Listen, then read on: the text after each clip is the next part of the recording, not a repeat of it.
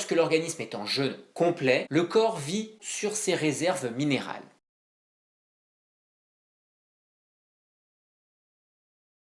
Bonjour, c'est Raphaël Pérez, votre coach en santé naturelle. 23e jour de mon défi, une vidéo par jour pendant 2 mois. Aujourd'hui, je vous parle du jeûne et de la déminéralisation. Si vous vous intéressez un petit peu au jeûne, vous avez sûrement entendu que la déminéralisation avancée, l'état de déminéralisation avancée, est une des contre-indications au jeûne. Et c'est bien normal, car lorsque l'organisme est en jeûne complet, lorsqu'il n'y a plus du tout d'apport alimentaire ou alors des apports réduits à leur plus simple expression, bouillon de légumes par exemple, le corps vit principalement ou essentiellement sur ses réserves minérales. La première partie du jeûne.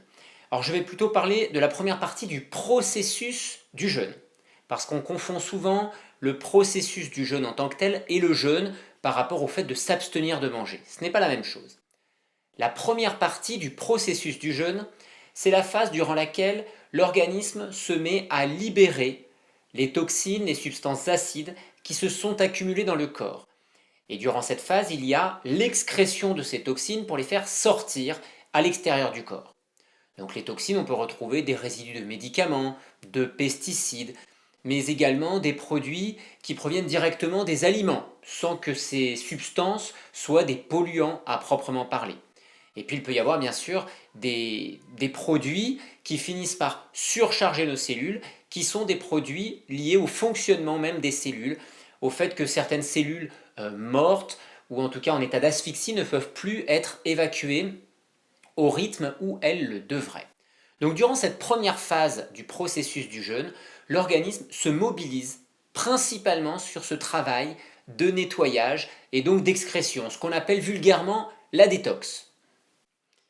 Durant cette phase, si nous sommes en jeûne complet au niveau alimentaire, sur le plan diététique, c'est-à-dire qu'il n'y a plus d'apport du tout, le corps va devoir vivre sur ses réserves minérales. Et donc, comme le processus s'intensifie au niveau de l'excrétion des toxines, de l'élimination et de l'excrétion des toxines, le corps va devoir intensifier sa mobilisation minérale pour faire le processus, car ce processus nécessite la présence et l'utilisation de minéraux. Si vous me suivez régulièrement, vous savez que je recommande chaudement de préparer le jeûne en douceur, c'est-à-dire de réduire l'alimentation progressivement et de sortir du jeûne également progressivement. D'ailleurs, le jeûne ne devrait jamais être envisagé comme uniquement la phase où on s'abstient de manger. Le jeûne, ce n'est pas une fin en soi. Le jeûne, c'est un aboutissement d'un processus. C'est-à-dire que quand on arrête de manger, c'est l'aboutissement du processus de la diminution alimentaire. Et pour l'organisme, selon l'état dans lequel on se trouve au départ et selon les objectifs que l'on a, ce processus, il peut arriver plus ou moins rapidement. Vous devez envisager le jeûne comme un tout, c'est-à-dire que le jeûne, c'est pas juste j'arrête de manger.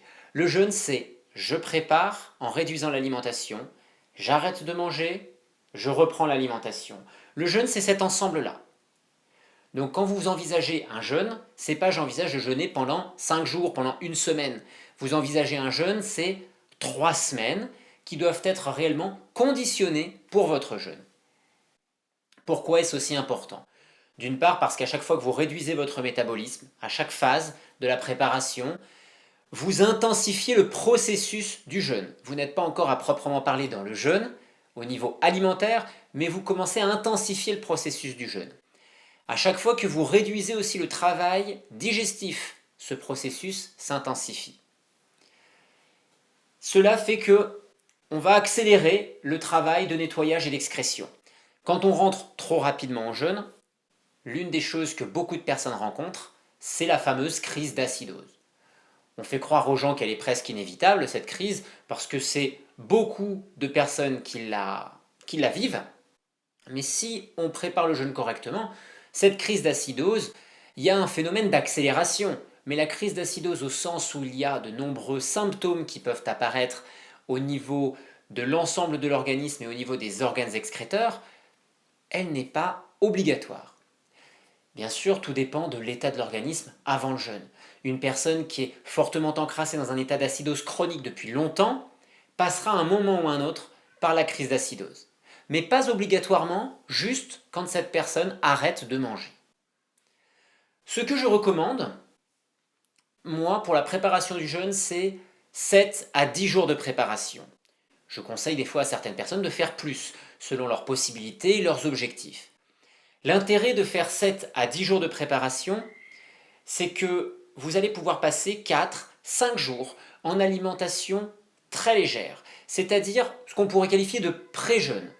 Le pré-jeûne, c'est une alimentation qui est 100% alcaline et qui repose sur un apport calorique faible. Donc votre corps est déjà dans un état métabolique réduit et donc dans un travail déjà assez important. Et dans ce travail important de nettoyage qui a démarré, les minéraux qui vont être mobilisés pour faire ce travail ne viennent pas de vos réserves minérales, mais de l'apport alimentaire. Pourquoi est-ce aussi important? Parce que quand vous allez rentrer en jeûne, finalement ce processus du jeûne, la première phase de ce processus du jeûne sera déjà avancée. Vous ne serez pas au premier ou au deuxième jour de cette phase de processus, mais vous aurez déjà avancé le processus. Donc quand vous allez rentrer en jeûne au niveau alimentaire, lorsque vous arrêtez de manger, le travail sera déjà avancé, donc il sera moins intense et il durera moins longtemps. Votre corps commencera à faire d'autres choses qui mobilisent moins vos réserves minérales. Donc l'idée, c'est de bien préparer son jeûne correctement pour apporter suffisamment de substances minérales pour que le corps entame le processus de nettoyage, processus de détox qu'on appelle souvent, avec les apports minéraux alimentaires. Et lorsqu'on bascule en jeûne, finalement, cette première phase est déjà bien avancée. Le corps va finir ce travail. Et je dis souvent que le jeûne n'est pas une fin en soi, c'est un aboutissement d'un processus. Et pour limiter la dépense minérale de l'organisme pendant le jeûne, l'idéal serait d'entrer en jeûne une fois que cette première phase de nettoyage est quasiment terminée, voire complètement terminée, selon le travail préparatoire. Après le jeûne, on a vu l'avant-jeûne, maintenant on va voir la sortie du jeûne. Pourquoi est-ce que la sortie du jeûne est très importante? Bien sûr pour ne pas brutaliser le corps alors qu'on a arrêté de manger depuis une semaine. Ça c'est très important. Une semaine ou plus, bien évidemment. Là je parle du cas le plus fréquent, avec les jeûnes d'une semaine. Mais surtout, lorsque vous sortez d'un jeûne, votre corps n'a pas eu d'apports minéraux, et d'apports alimentaires d'une manière générale, pendant une semaine. Il y a donc un état de déminéralisation qui s'est installé. Cet état est tout à fait normal, il n'y a rien de problématique à cela. C'est comme quand vous allez faire du sport, vous avez une dépense énergétique, vous puisez dans vos réserves minérales, vous maltraitez d'une certaine manière vos muscles par l'effet simple du sport, et ensuite on récupère. On a des apports alimentaires qui vont permettre de réparer les muscles qui ont été abîmés, on a des apports en minéraux, et on se repose pour récupérer. Le jeûne c'est pareil, il y a une dépense minérale qui est faite, derrière on se réalimente pour renflouer cette dépense, ce déficit minéral. Et pour renflouer ce déficit minéral, il est important de repartir sur une alimentation qui va être alcalinisante à 100% et qui va permettre justement de renflouer, de recharger les réserves minérales. Si vous repartez trop brutalement sur des aliments acides, très acidifiants plutôt pour l'organisme, tels que de la viande, du fromage, des céréales, des légumineuses, voire des préparations, des produits préparés, que ce soit maison ou industriels, des gâteaux par exemple, de ce genre de choses, ça va avoir un impact acidifiant fort sur votre corps. Donc votre corps va mettre en place des processus pour gérer cette acidification.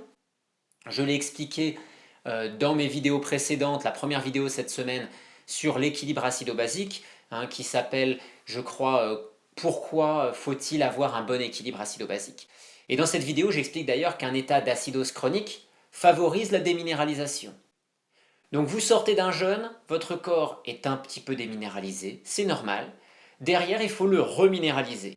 Et apporter des aliments acidifiants trop rapidement va demander à votre corps de devoir gérer cette acidification, mais surtout va ralentir considérablement la capacité de votre corps à se recharger en minéraux. Et si votre corps ne se recharge pas bien en minéraux, il sera derrière beaucoup plus fragile pour gérer l'état d'acidose. Il sera beaucoup plus fragile pour gérer ce que vous avez à gérer dans le quotidien. Donc ne négligez pas la préparation et ne négligez pas la sortie du jeûne. Je vous souhaite une belle fin de journée et je vous retrouve demain pour la vidéo suivante.